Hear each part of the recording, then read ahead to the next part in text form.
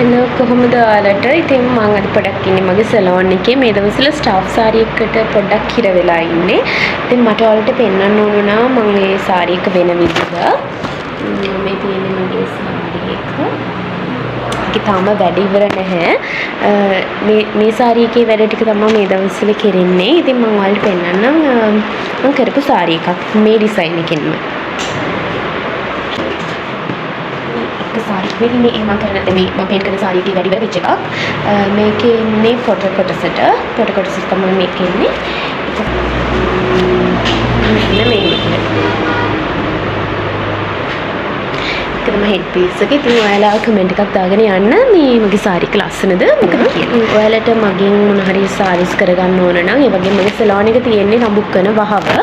ඉතින් වහව බේකරි එක තියෙන බේකරි එකට උඩ තමයි මගේ සලෝන් එක තියෙන්නේ. බේකරියට උඩ නෙමෙයි. බේකරි එකේ කුරුණෑගල පාරේ වහව බේකරි එක ළඟ තමයි තියෙන්නේ සලෝන් එක. ඔයාලා එන්න ආරාධනා කරනවා මං ආදරෙයි.